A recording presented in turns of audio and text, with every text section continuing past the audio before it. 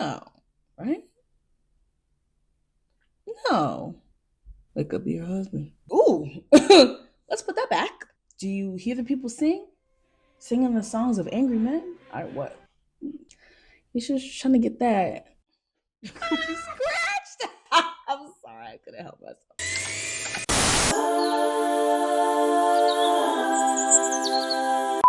Thank you all for tuning into Earth Tone TV. My name is Jay, and let's get into what happened in episode 2 of Severance.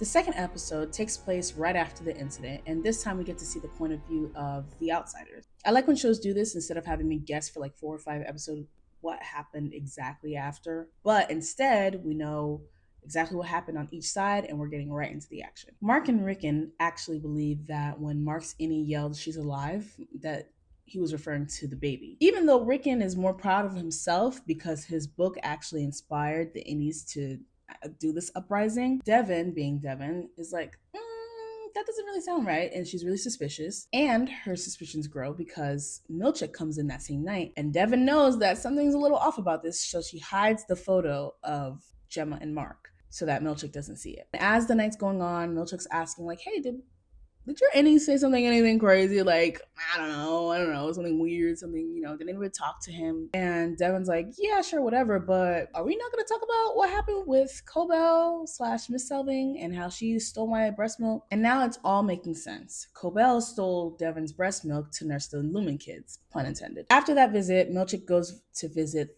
Irving and Dylan, fires both of them, doesn't even say why, he just fires them just like that, which is good and bad because now we get to see Dylan's Audi and how Dylan goes about the world, and we see him go job hunting, and he almost gets a job, but then he says that he's severed or been severed, and the hiring manager all of a sudden is like, oh, you guys are abomination, you guys disgust me, I don't want you working here, blah blah blah. Like, ooh, wow, that discrimination was just like in your face, like discrimination. I guess there's no laws discriminating against severed people. But what was kind of jarring to me was that when Dylan was on the phone with his wife, he was being rude. He was being very rude. He picks up the phone. He's like, I would have picked up the first time if it was good news. Dylan! This was a nasty look on him. I was just like, oh. And she was so sweet over the phone. She was so kind. She's like, hey, you'll get the next one. Or, just being a supportive wife, just trying to be there for him. If I would have done. Ooh, let's put that back. Let's put that back. We don't need to see all that. Because my goodness, I wouldn't have been ragging on Helly the whole time if I knew this was how Dylan was like. After he gets fired, Irving goes to the payphone late at night and makes a call saying that his Innie got the message. But he's not alone because we see Bert pull up and kind of stalking him and watching him do this. And at first I'm like, oh my God, Bert's here. Maybe he knows. But then I'm like, wait, we don't know this version. We don't know this version of Bert. He could be working for the other side. Bert, are you with us or are you with them? Do you hear the people singing the songs of angry men? Or what? Whose side are you on? But I guess we'll find out soon enough. At the end of the episode, Milchick offers both of their jobs back and even offers Mark a little sweetness on the side. He says, yeah, I can give you a 20% bump. 20%? Okay. Really, truly, honestly, we could make it 50% for all that I've gone through, but I guess even with all the other incentives, Milchick even says that his Innie is happy and has possibly found love, referring to Helly. And speaking of Helly, she actually meets with Cobell after the whole incident and offers her a new position. And even though Cobell really wants to get back into the severed level, she acquiesces and she's like, okay, I guess I'll go to this new position. Then Helly has to make a video basically convincing all the gala members that what she said as her Innie was just because she was too drunk and she mixed her meds. We meet Helly's father, who is the head Egan right now, I guess. Her father just came in and said 2 words to her, called her a freaking imbecile. And she was like, cool. We meet her bodyguard, her spy. His name is Mr. Drummond, and we see him spying on Mark and Devin when they're in the diner, basically having an argument on whether he should go back to work or not. But I don't really know his role. Like, is he her husband? No, right? No. It could be her husband.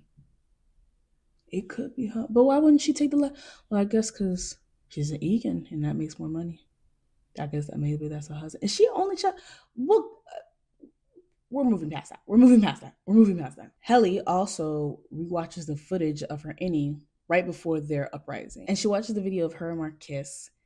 And she rewatches it a couple times because she's kind of stunned. Like, what the hell? I'm like, yeah, girl. You should just trying to get that.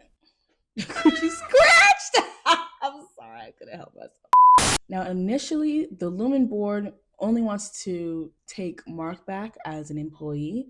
But they also mention that Mark is the only one or one of the only people that could complete Cold Harbor. And so they have no other choice but to give Mark what he wants, which is his old team. Then Milchick goes around and he reoffers everybody their jobs back, which they obviously agree to. Then at the very end of the episode, we see Mark finally catch up to Cobell. And he's like, yo, why did you do that? Like, why did you? I let you in my house. I thought you were my friend. Turns out you were the op the entire time. Like, what was the reason? Why did you do the things that you did? And she doesn't answer any of his questions. She's like, of course, they got you to come back weak. Damn, girl. And that upsets him even more. And he tries to talk to her. She gets in the car. He's like, do you know anything about Gemma? And her, like a crazy person, just screams. And she drives away on her way to her new job, her new made-up position that she knows is bull. So that's where the episode ends. So these are just other things that I noticed throughout the episode. At the end, where Cobell is like, how did they get you to come back? Was there a pineapple involved or something along the lines? When Milchick goes back to everybody's homes and offers them the fruit basket, there's a pineapple in everybody's fruit basket. When Milchick first goes to Dylan's home to tell him that he's fired, we get an aerial shot of the neighborhood where Dylan lives. It's a teardrop in the middle of like a cul-de-sac, which is the same lumen signal, which means that Dylan's housing, his health benefits, everything is connected to Lumen. So I can see why he was kind of snippy about losing his job because his whole family relies on this job. When Mr. Drummond is at the diner spying on Mark and Devin, we get a close-up of his hand tattoo, which says Frolic. It looks like it's written like in a different, like in those like Norse text font, whatever, but it looks like it says Frolic. Last but not least, there's a montage that goes on where we see Mark going in and out of work. And every day he goes past Judd, which is like the security guard, and he says good morning, Judd says good morning. And that's the same. They said good morning to each other, good morning to. But then there's this one part, and I think it's right after Mark requests to see his old team, to work with his old team. After that interaction, Mark says, oh, hi, like good morning. And Judd's like, Well, what does that have to do with Judd? Is he severed? He has to be. He works there. Or maybe something happened outside of that. But it just seemed a little weird because it's like, this man says hello to me every day. I mean, Mark didn't seem to mind. Mark didn't press him on anything. He just kept it pushing. But that would definitely ring a bell to me if I'm doing the same thing every single day with the same people and then somebody gives me just a slightly different, like, what? What's wrong? What happened? So, we'll see. Thank you all so much for tuning into Earth Tone TV. My name is Jay, and I'll see you soon with another review. See you.